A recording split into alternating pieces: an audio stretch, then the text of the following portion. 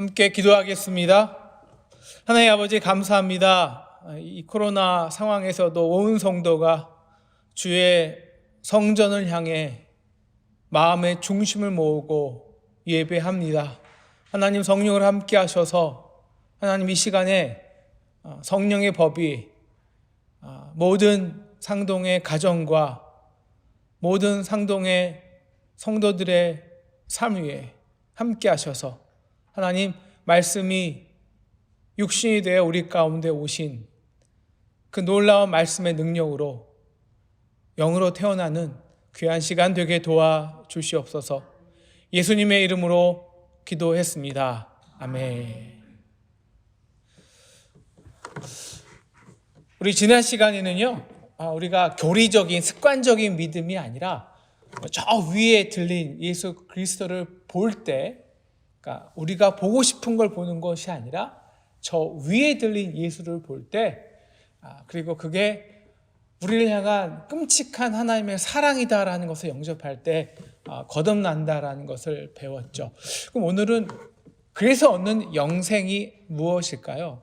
여러분, 영생이 과연 영원히 사는 것이 영생일까요? 우리가 영원히 사는 것이 영생이라면 우리 지옥에 가는 것도 영생입니다. 왜냐하면 지옥도요 영원히 살거든요. 영원히 고통 속에 사니까 그것도 당연히 영생이죠. 영생의 근거는 사실 우리의 믿음 때문이 아닙니다. 우리가 믿어서 영생을 얻는 것이 아닙니다.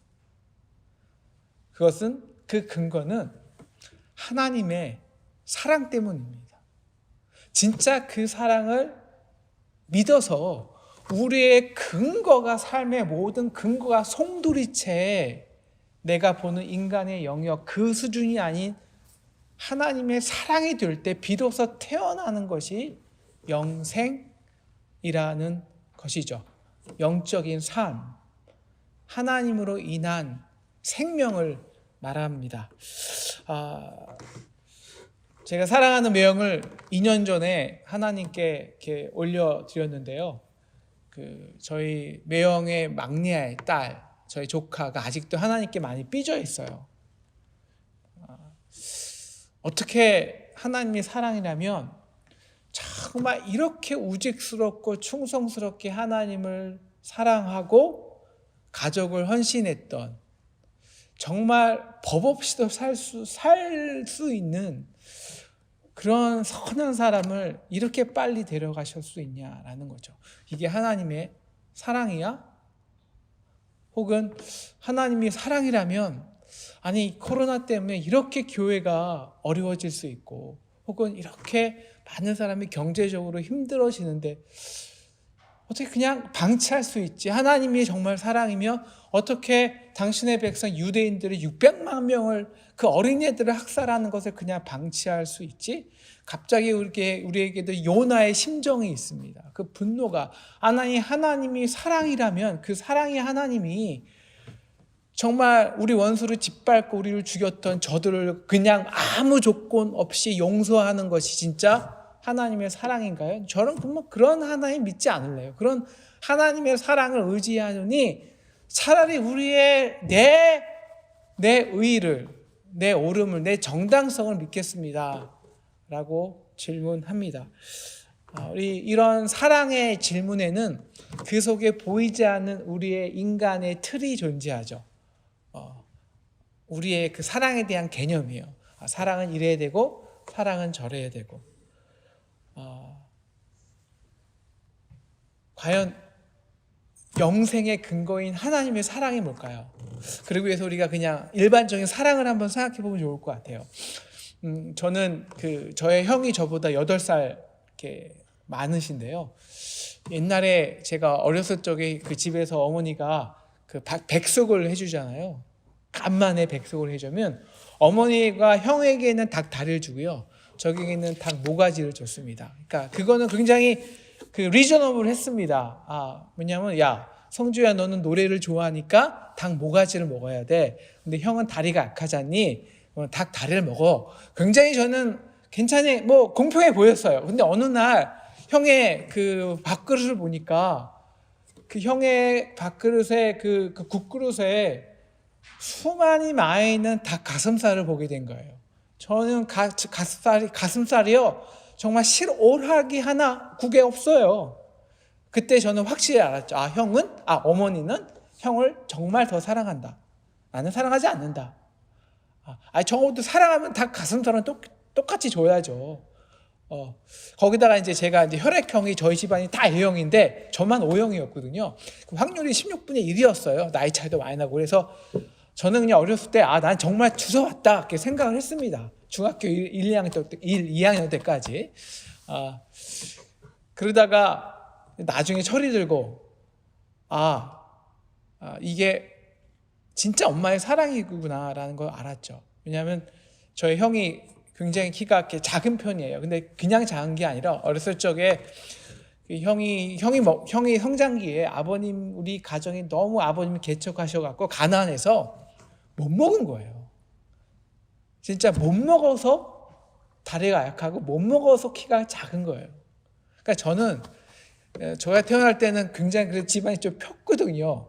주로 성장기에 이제 내리교회 가셔갖고, 그리고 워낙 제가 식성이 좋고 알아서 잘 먹는 스타일이니까 먹는 거에 걱정을 안 하셨죠.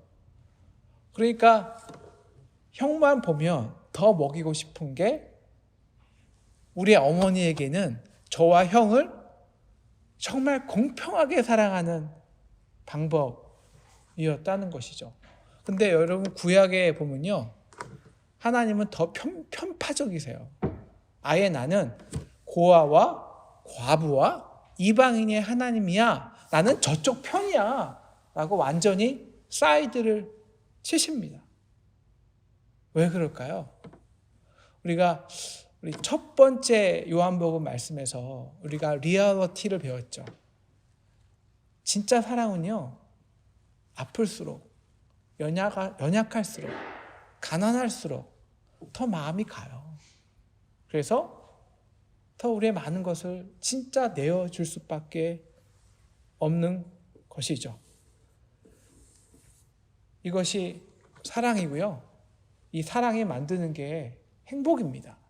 왜냐하면 그 나의 좁다란 영역, 그 인간의 그 작은 울타리의 영역을 벗어나서 나의 관심, 나의 삶, 내 이득이라는 그 좁다란 영역을 벗어나서 나와 다른 타자에게 들어가서 그 안에서 나의 존재를 발견하는, 마치 우리 그녀가 파스타를 먹을 때 내가 너무너무 행복한 것처럼 상대 행복 속에서 나의 행복을 찾게 되는 것이 사랑입니다. 여러분, 이 사랑을 하기 위해서는요, 반드시 해야 되는 것이 있어요. 그것은요, 이 나라는 것, 이 나의 셀프, 에고, 나라는 그 울타리, 그리고 나와 그것이 가능하기 위해서는요, 반드시 나와 너는 달라라는 울타리를 쳐야 됩니다. 내가 있어요. 내 재산이 있어요. 내 가정이 있어요. 내가 열심히 일해서 쌓아놓죠. 그럼 더 행복을 느끼잖아요. 그런데 진짜 사랑은요, 이 울타리를 제거하는 거예요. 왜? 내가 그에게 다가가야 되니까. 그 속에서 나의 행복을 느껴야 되니까.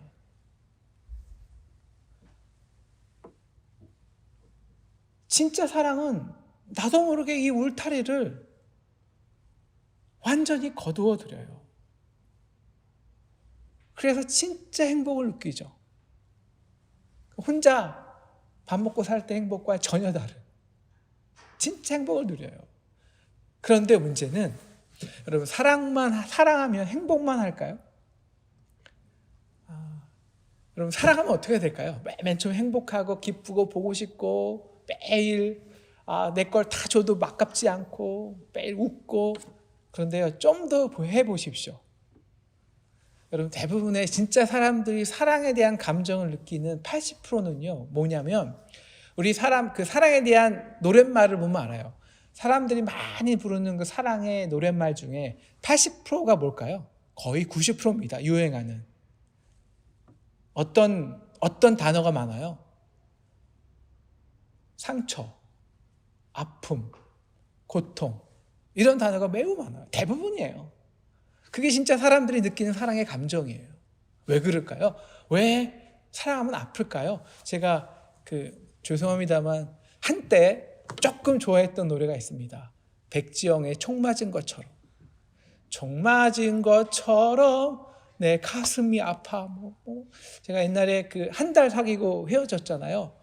그리고 그 다음 주에 교회에서 그 자매를 봤는데 그 자매 머리가 완전히 쇼컷 탁 치운 거예요.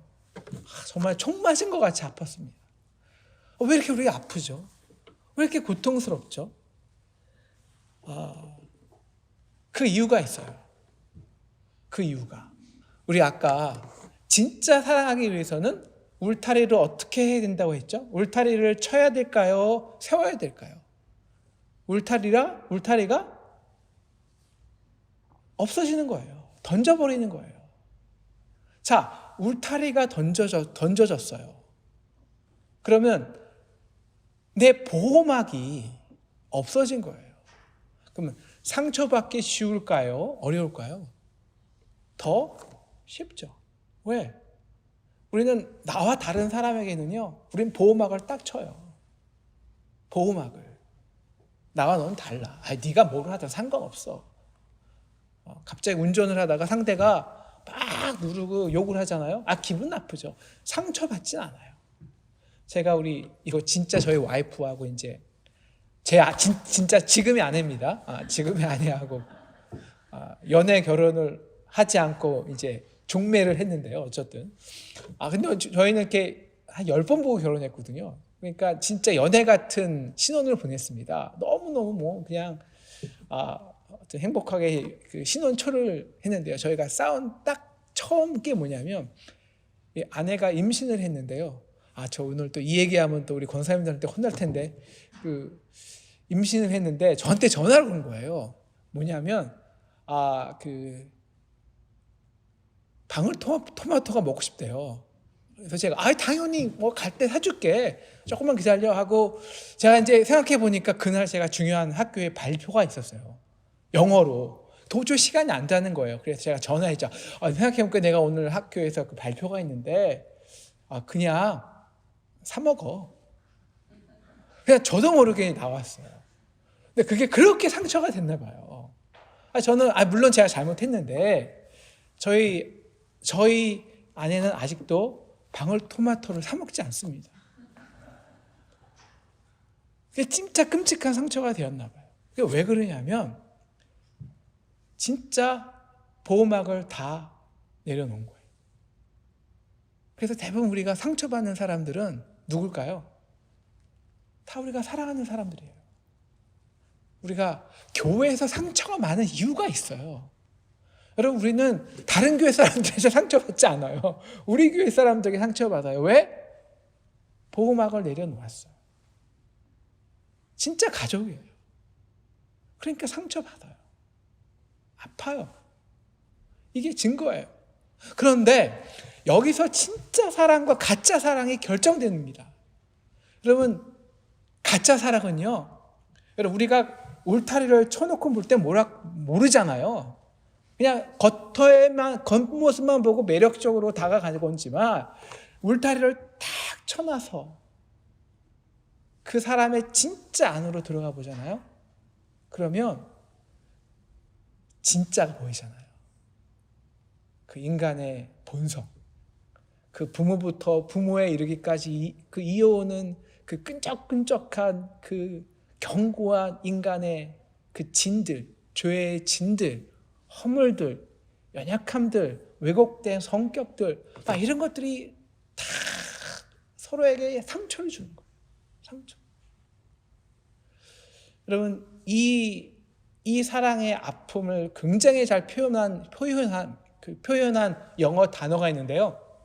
이 단어는 심리학적으로 그리고 인문학에서 굉장히 중요한 단어예요. 제가 너무 죄송스럽지만 영어로 해서 너무 죄송한데 한국말로는 잘 표현할 길이 없어요. 이게 뭐냐면 V로 시작하는 단어인데요. vulnerable이에요. vulnerable. 이게 뭐냐면 이 취약한, 공격받기 쉬운이라는 단어인데 마치 우리가 성을 딱 쌓아놨는데 그 성의 한편이 허물어졌잖아요. 그럼 공격받기 매우 쉽잖아요. 이것이 vulnerable이거든요. vulnerable. 공격받기 쉬운, 상처받기 쉬운. 왜? 보호막을 다 내려놨어요. 근데 거기서 가짜 사랑은요, 아프잖아요. 서로가. 그러면 살며시 다시 울타리를 쳐요. 울타리를. 그리고 어느 정도 서로가 울타리를 쳤잖아요. 그러면은 이제 사랑은 떠나가는 거야 하고 떠나가죠. 그냥 바로 안 떠나가요. 울타리를 치고 떠나가지. 근데 진짜 사랑은요, 진짜 사랑은 들어가 봤어요. 울타리를 다 쳐놓고, 내려놓고, 아파요. 정말 불쌍해요. 정말 가난해요. 그 리얼리티가 정말 나의 리얼리티가 되는 거예요. 그래서 그 아픔을, 그 가난을 내가 어떻게 해결하지 않고서는 견딜 수가 없는 거예요. 더 취약해지는 거예요. 그래서 나도 모르게 그 나의 인간의 영역, 그 계산의 영역을 뛰어넘는 놀라운 사랑을, 놀라운 헌신을, 위대한 사랑을 하는 거예요. 이것이 바로 제가 사랑을 vulnerability라고 하는 이유입니다. 이 vulnerability라는 단어는요, 두 가지의 합성어죠. vulnerable ability, 이 능력이라는 거예요. 그러니까 뭐가 진짜 사랑의 능력이냐면 취약해지는 게, 상대의 아픔과 고통에서 진짜 내가 취약해져서 그 고통이 다 나의 아픔과 고통이 되어서 나도 모르게 내가 할 수 있는 그 밖의 영역들, 그 영역까지 나를 완전히 내어줄 수 있는 능력, 이게 사랑이에요. 그래서 대부분 그 진짜 우리 사랑의 능력은 어느 때 저희가 경험하냐면요, 우리 아이들이 아플 때, 내가 사랑하는 사람들이 아플 때, 그때는요 내가 막 초능력자가 돼요. 슈퍼맨이 된다니까요. 그리고 우리 경험했지만 저도 청년 때 보면은 정말 자기만 아는 사람들, 뭐 남에 대해서 한 번도 도움을 줘보지도 않은 사람들, 그런 청년들이 선교 현장에 가잖아요. 그 선교 현장에서 그 정말 나와 다른 사람들의 처절한 삶 앞에 완전히 취약해지면요, 걔들 완전히 바뀌어요. 하루아침에 자기 꿈 뭐 이런 거 다 내려놓고 그냥 선교사 헌신하고요. 어떻게 이게 가능하겠냐고요. 저는 그래서 선교사 된 친구들 많거든요. 야, 제가 어떻게 한순간에 선교사가 됐대? 너무 취약해져서요. 그래서 한순간에 자기를 다 헌신해버리는 거예요. 이게 진짜 사랑의 능력입니다. 그래서 진짜 사랑은요, 어쩔 수 없이 할 수밖에 없는 게 있어요. 오늘 말씀입니다. 하나님이 세상을 이처럼 사랑해서 어쩔 수 없었다는 거예요. 우리 이게 영어로, 죄송합니다만 또 영어 써서 죄송한데요. God so loved that world. 우리 중학교 때 so that 용법 혹시 기억나시나요? 투투 용법이라고도 하는데요. 너무 뭐뭐해서 뭐뭐 할 수밖에 없다. 이 뭐뭐 할 수밖에 없다는요, 부정의 의미가 아니에요. 이거는 그 사람이 뭐뭐 할 수밖에 없다, 무능한 게 아니라요, 이 전자가 너무 강력하기 때문에 도저히 다른 선택지가 없다는 거예요. 그러니까 너무 사랑했기 때문에 so love, 너무 사랑해서 도저히 다른 선택지가 없었어. 그래서 그가 독생자를 주었다고. 여러분, 독생자라는 게요, 우리가 조금 잘못 알 수 있어요. 그냥 하나님이 아들이 많은데 그 중에 첫 아들을 줬다, 혹은 왜 아들을 줬다, 이런 개념이 아니에요. 하나님과의 성자의 관계는 인간의 그 아버지 아들의 관계를 뛰어넘는 거예요. 우리가 이해하기 쉽게 하라는 거죠. 그래서 말씀한 거지만, 여러분, 이 독생자라는요, 이 원래 뜻은 그 하나님의 사랑, 그 사랑으로 인해서 그것으로 기인해서 이 땅에 나타난 완전한 유일한 단독자라는 거예요. 단독자, 유일한. 그러니까 그 예수의 삶이라는 게 이 세상에서는 그 어떤 종류에도 비슷한 그런 삶은 없었어. 인류의 역사상 유일한 거야. 왜? 사랑으로 인했거든. 사랑. 그래서 하나님이 말씀이 인간이 육신이 돼서 우리 가운데 오신 거예요. 다시 말하면 하나님이 그 신성이라는 그 죽을 수 없다는 고통을 모르잖아요. 하나님인데 어떻게 고통을 알겠어요? 어떻게 죄를 알겠고 어떻게 죽음을 알겠어요? 신인데 그 신성의 울타리를 가감히 다 쳐놓은 거예요. 다 벗어 던진 거예요. 그래서 인간의 영역으로 진짜 들어오신 거예요. 왜?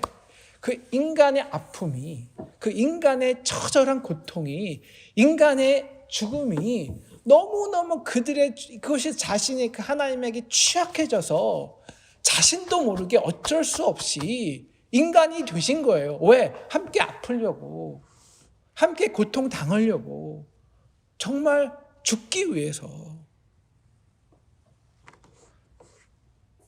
그래야 진짜 사랑이니까요. 그래야 진짜 사랑이니까요.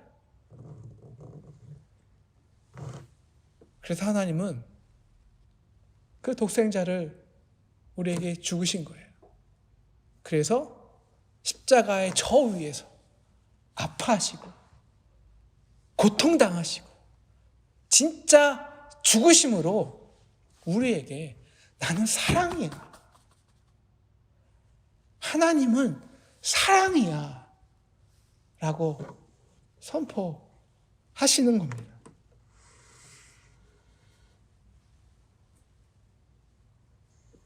이것을 믿으면 영생을 얻어요. 그러면 그 사랑을 이제 믿는다는 건 뭘까요? 믿는다는 거.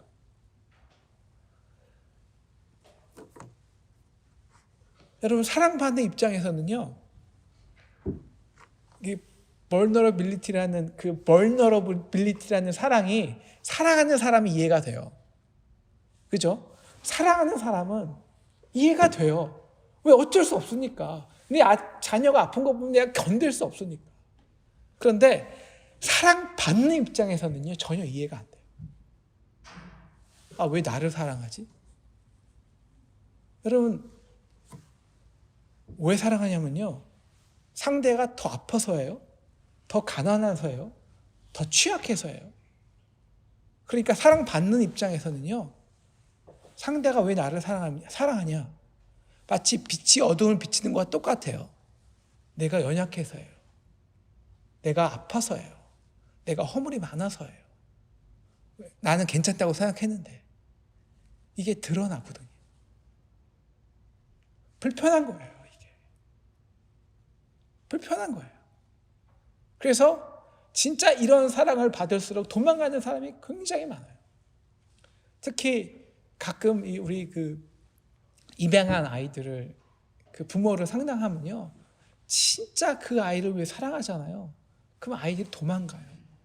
아니 왜 나를 이렇게 사랑한대? 진짜 사랑이야? 도망간대.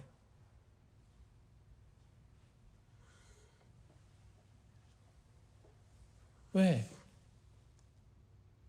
나의 죄와 허물이 더 드러나거든. 바로 이때 우리가 지난 시간 배운 것처럼 저 위에 들린 예수를 보면서 이해되지 않지만 나를 보면 바랄 수 없어요. 근데 어떤 사람은 그때 하나님, 그런 사랑으로 나 같은 자 사랑할 수 없어요. 나를 사랑하면 더 큰 사랑 갖고 오세요. 어떻게 이렇게 하겠어요? 바로 그때 한없이 부끄럽지만 한없이 감사해요. 한없이 괴롭고 힘들지만 그래서 동시에 한없이 기쁘고 감격스러워요. 그래서 바랄 수 없는데 바라는 거예요. 이게 진짜 믿음이라는 거예요. 그래서 사도 바울은 이 믿음의 표상을 누굴 삼느냐면 아브라함을 삼는 거예요. 로마서에서. 아브라함의 믿음을 사도 바울은 로마서 4장 18절에서 이렇게 얘기하고 있습니다. 그가 바랄 수 없는데 바라고 믿었다. 육체로 보면 바랄 수 없어요. 그래서 아브라함이 하나님께 삐져갔고요. 하나님의 사랑에 삐졌죠. 그래갖고 어떻게 25년 동안 따랐는데 하나님 말씀 다 순종했는데 내게 아들이 없어요. 이제 완전히 나는 내 육체의 소망은 사라의 경수도 끝났고 육체로서 도저히 아들을 낳을 수가 없다고요. 삐져 있는데요. 하나님이 그에게 나타나서 이렇게 묻잖아요. 아브라함아, 너 저 무뼈를 셀 수 있나? 보라. 질문하세요. 아브라함이 그 무뼈를 셀 수 있나요? 우리가 이번 주에 주중 새벽기도 말씀이었지만 무뼈를 세고 있어요. 그죠? 무뼈를 세고 있어요. 열심히 센다고요. 근데 셀 수 있어요? 없어요. 여러분, 이게 신앙이에요. 신앙의 본질. 내가 열심히 세고 있어요. 별 하나, 별 둘, 별 셋. 근데요, 내가 세고 있는 수보다 그 순간에 별은 더 많아져요. 그 별이란 하나님의 무별의 색이란 하나님의 능력의 무한의 색이란 하나님의 사랑의 그 무한성이란 도저히 우리가 세는 것으로 틀을 한계 지을 수가 없어요. 그때 하나님 물어보시죠. 야, 너는 보이는 것도 다 세지 못하는 주제에 감히 너의 그 육체의 틀, 육체의 한계, 내가 100세 된 것 그 하나로 나의 생명의 능력을 한계 줘? 그 한마디에 아브라함은 무너지는 거예요. 그리고 여호와를 믿는 거예요. 바랄 수 없는데, 나를 보면 바랄 수 없는데 바라는 거예요. 왜? 그 하나님의 사랑이란 인간의 믿음의 영역을 뛰어넘거든. 믿음의 영역. 왜? vulnerable. 취약해지면, 우리 아픔과 고통에 취약해지면 하나님은 신성을 울타리를 벗어 던지고 진짜 우리를 위해 죽거든요.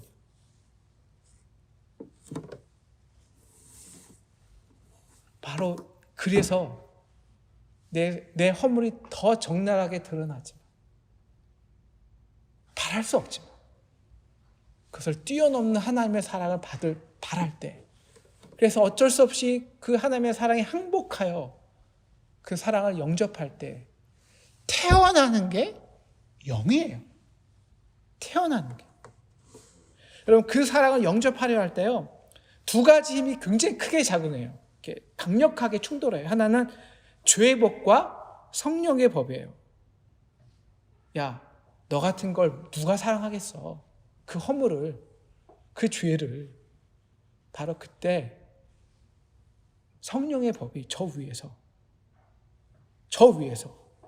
그래서 독생하신 하나님이 저 십자가에서 정죄당했다고. 누가 능히 하나님께서 택하신 자들을 고발하려 자기 아들을 아끼지 아니하시고 우리 모든 사람들을 위하여 내어주 주신 이가 어찌 그 아들과 함께 모든 것을 우리에게 주시지 아니하겠느냐. 이게 성령의 법이에요. 그래서 죄가 더한 곳에 은혜가 더욱 넘쳐요. 이게 성령의 역사예요. 여러분, 성령의 역사는 근본적으로 사랑의 역사예요. 죄를 뛰어넘는 이기는 사랑의 역사. 근데 우리가 그 하나님의 사랑을 어떻게 영접하냐고요? 육으로요? 육체로 하나님의 사랑을 영접해요? 아니잖아요. 하나님은 영이세요. 그 영을, 그 사랑을 영접하기 위해서는 그 죄에 갇혔던, 그 정죄로 갇혔던 우리의 영이 바로 성령의 법에 의해서 깨져서 죄의 법에 깨지고 성령의 법이 역사해서 우리가 죄의 사망의 사슬에서 우리의 영이 깨져서 영으로 태어나는 거예요. 영으로 태어나는 거.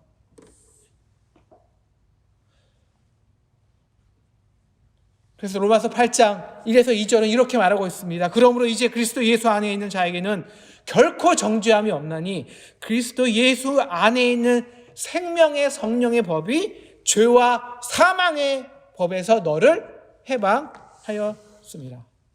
죄 눌렸던 영이 태어나는 거예요.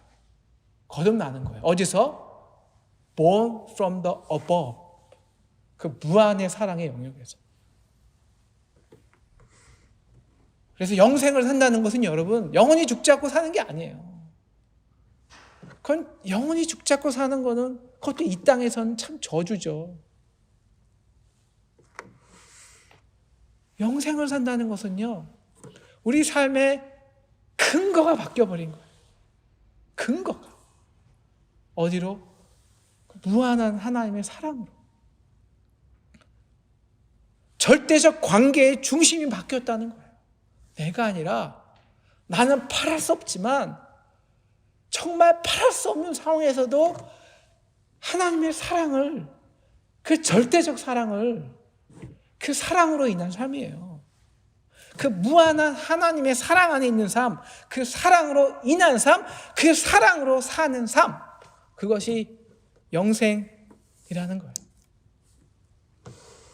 그래서 우리가 영생은요, 여기서 누리는 거예요. 지금 이 순간에. 그리고 이 순간에 누리는 사람이 죽어서도 그 영생을 누려요. 갑자기 죽어서 영생을 누릴 수 있는 게 아니에요. 여러분 그런 경우 없나요? 정말 내 육은요, 육체는 정말 죽을 것 같아요. 힘들어요. 그런데 정말 내 영은 살아서 그 놀라운 환희와 감격을 느끼는 순간, 여러분 그 순간 없나요? 네, 많이 있으실 거예요. 저도 고3 때 정말 제 정신과 육은 완전히 무너졌어요. 고3 때예요. 고3 때 우리 내립교회에 큰 환란이 있어갖고요. 아버님이 더 제 언급은 안 하겠지만, 저는 그때 교회의 끝을 봤어요. 제 성적이 공두박질 치고요. 전 하나님 없다.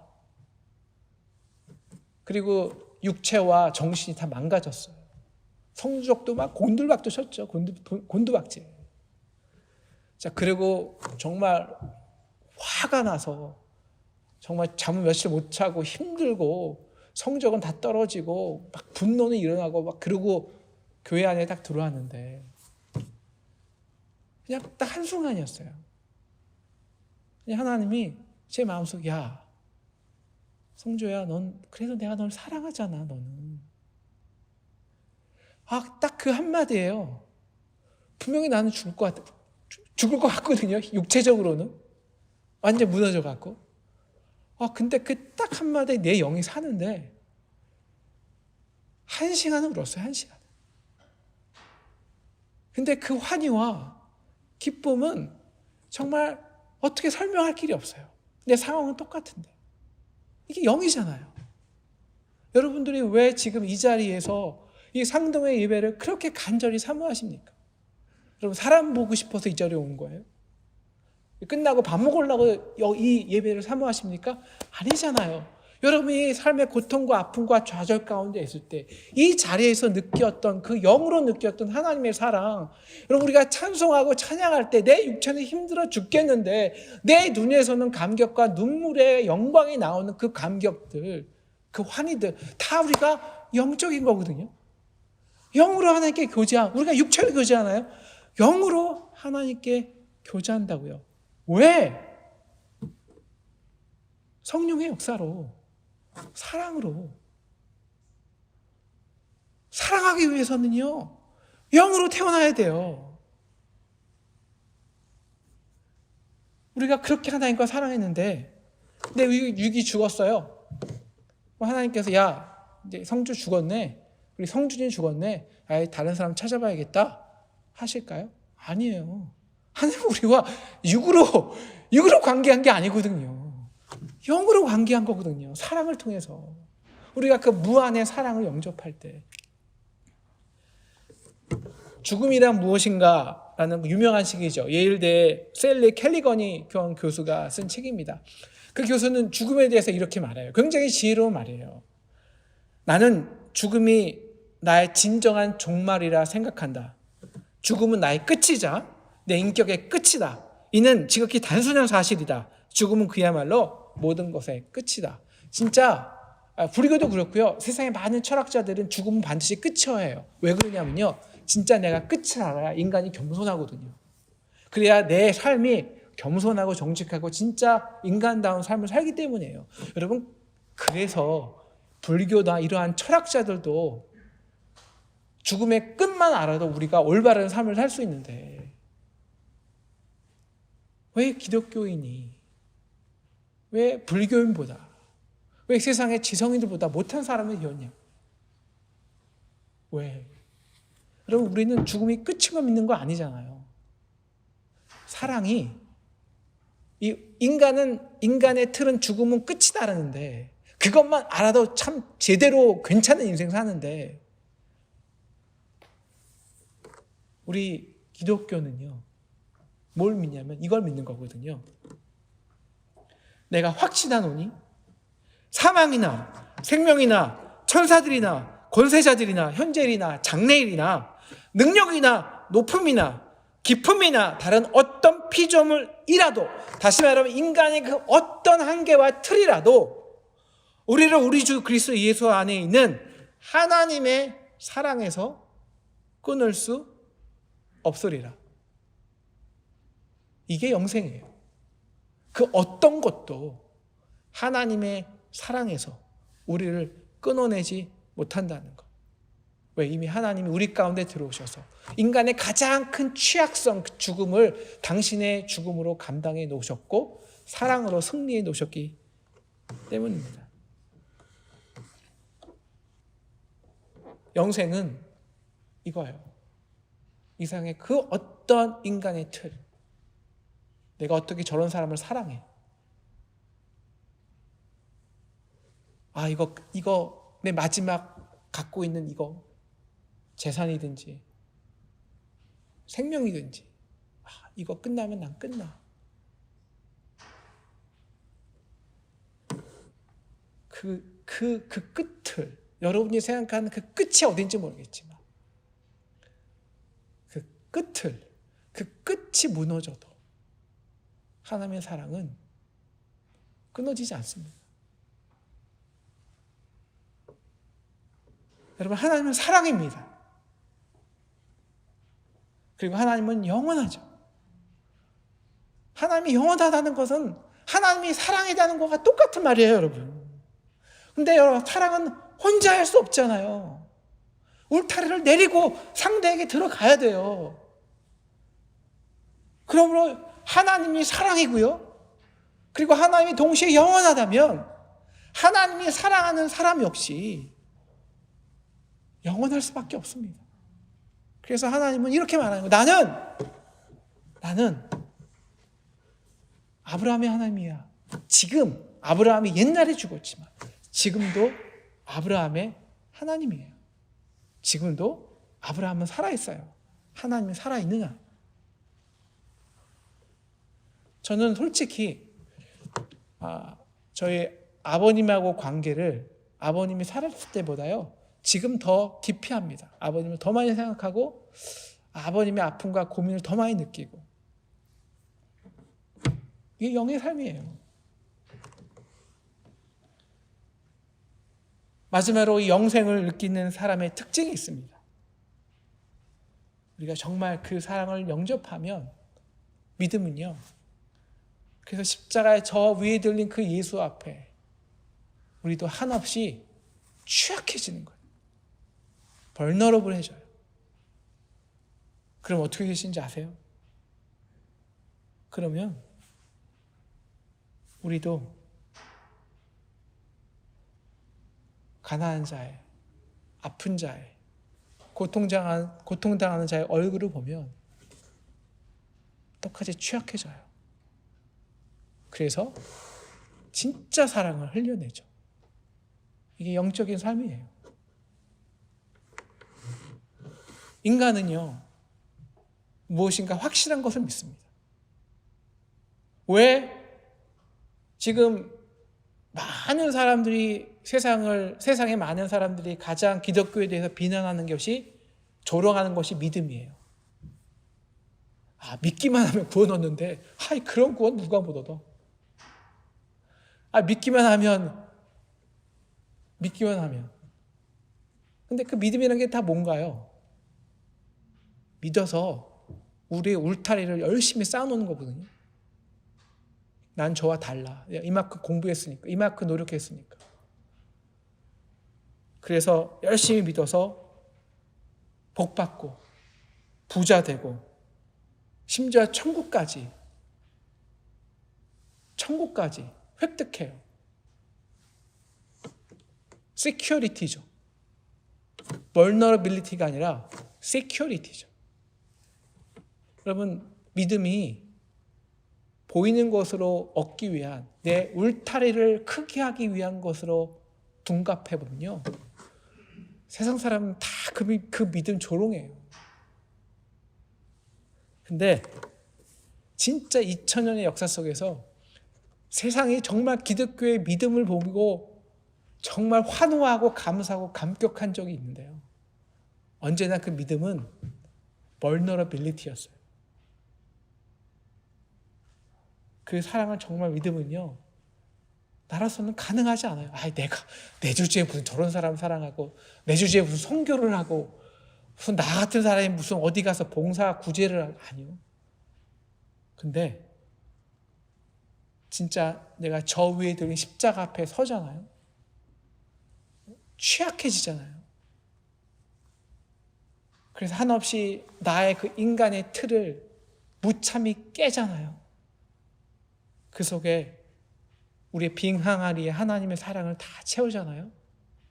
그러면 so that 어쩔 수 없이 그 사랑에 완전히 채운 자들은요, 어쩔 수 없이 나의 그 사랑을 이 땅에 더 아프고 고통스럽고 하나님을 몰라 아직 연약하고 어린 자들 더 마음이 쓰여요.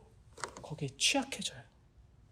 그래서 우리의 한계를 뛰어넘는 진짜 용서를, 진짜 사랑을, 진짜 인내를 하게 돼요. 생명이죠. 영생이죠.